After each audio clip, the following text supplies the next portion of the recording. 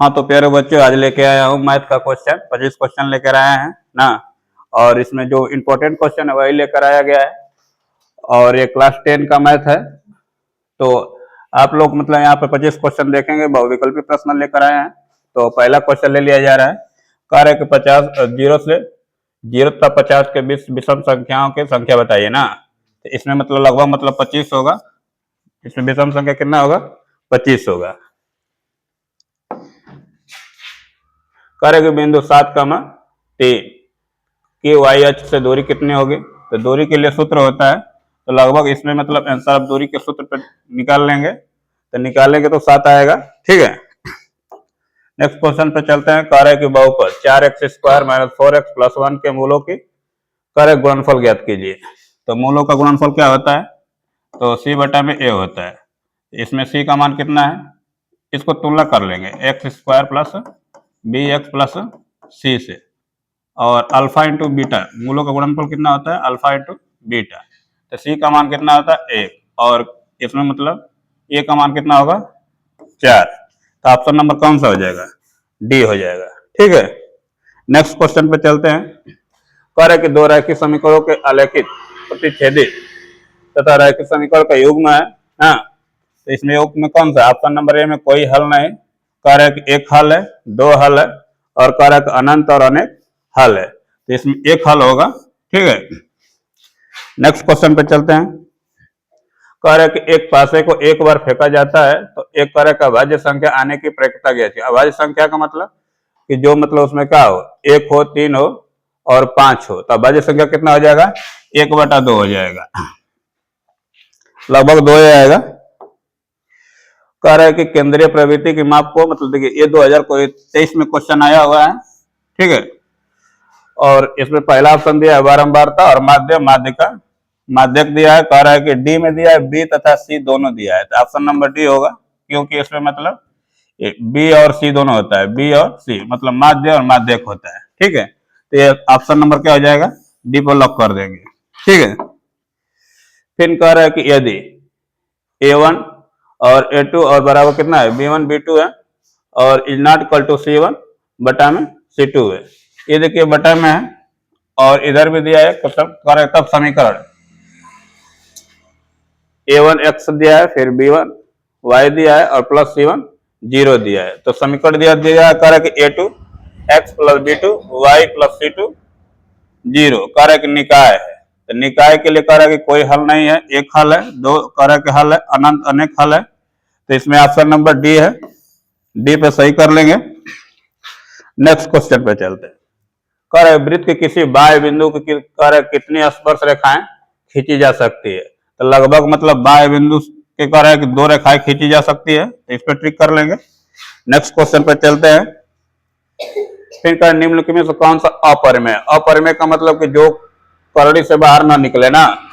इसमें देखिए अपरिमेय नहीं है, देखिए क्वेश्चन पे ध्यान देना, इसमें नहीं जब पूछा है तो मतलब यानी परमेय पूछा है, तो जो करड़ी से बाहर निकलेगा वो परमेय हो जाएगा। तो ऑप्शन नंबर ए सही है, क्योंकि इसका वर्गमूल निकल जाएगा 8 बटा कितना हो जाएगा? 9 हो जाएगा। ठीक है, निकालेंगे तो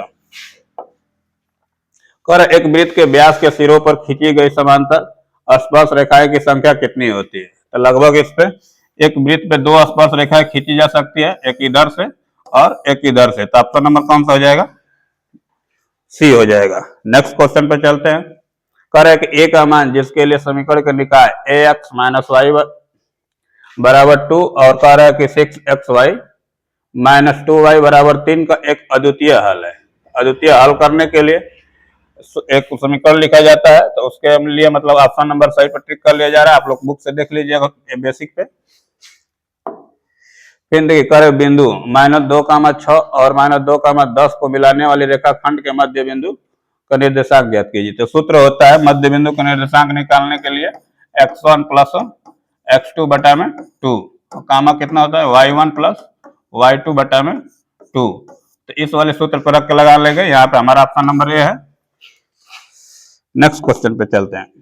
कर किसी एपी का प्रथम पद 3 और सर्वांतर 5 है, तब वो एपी में होगा। तो देखिए सर्वांतर के लिए श्रेणी पूछा है, कर कि मतलब किस श्रेणी का पद क्या है।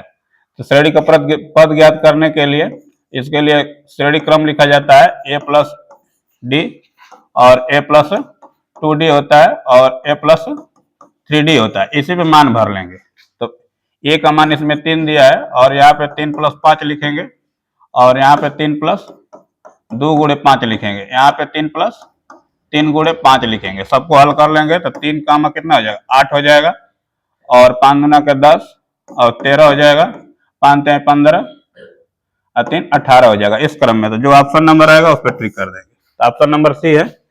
नेक्स्ट क्वेश्चन पे चलते हैं। कह रहे 2x square minus 4x plus 3 का विवेचक होगा।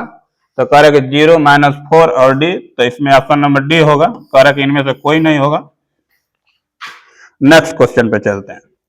कह रहे कि निम्न में से कौन सा x माइनस 2y बराबर 0 और 3x प्लस 4y बराबर 10 का हल है। इसको हल कर लेंगे तो x बराबर कितना हो जाएगा, ये 2y हो जाएगा। इसको हल करेंगे तो और यही मान इसमें रख देंगे। तो 3x, x की जगह पर 2y रखेंगे, ठीक है।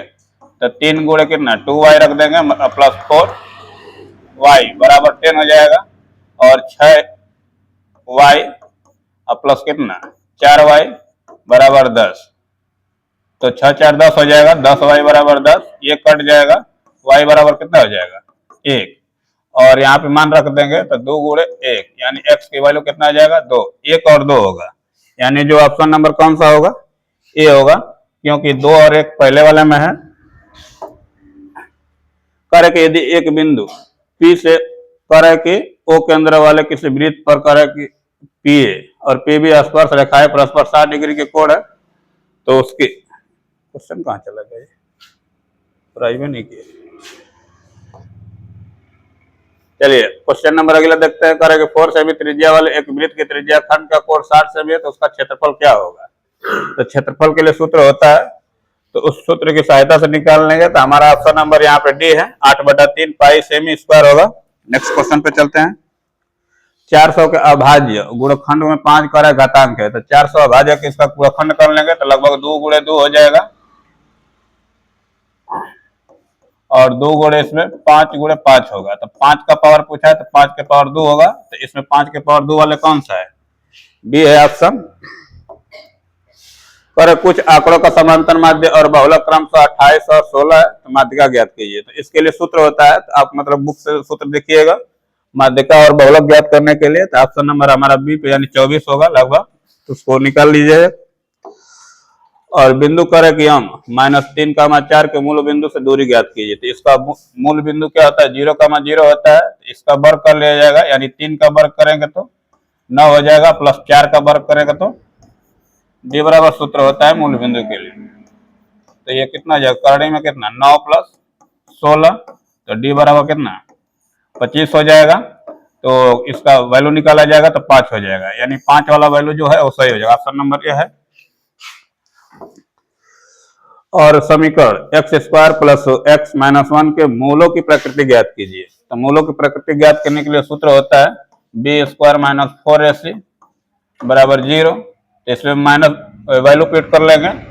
इसमें b का मान कितना है, इसको तुलना कर लिया जा रहा है, ax square plus bx plus c से तुलना करेंगे। तो a की वैल्यू कितना है 1 है, और b की वैल्यू कितना है 1 ही है, और c की वैल्यू -1 है।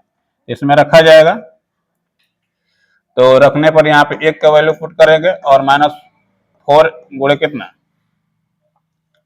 1 ही रखेंगे और -1 रखेंगे। तो 1 का करेंगे तो 1 ही होगा, और -1 प्लस यहाँ पे 4 हो जाएगा, यानी कुल मिला कितना हो जाएगा 5 हो जाएगा। तो 5 वाले देख रहे हैं, यानी क्या बताएगा, कह रहा है कि वास्तविक तथा असमान है, मतलब ये क्या है कटेगा नहीं, और वास्तविक ऑप्शन नंबर ए होगा। नेक्स्ट क्वेश्चन पे चलते हैं। खत्म हो गया। तो ठीक है, आप लोग को वीडियो अगर पसंद आया तो लाइक और शेयर जरूर कमेंट कीजिएगा, ठीक है। ये रिकॉर्डिंग हो रहा था, ये रिकॉर्डिंग नहीं हो रहा था।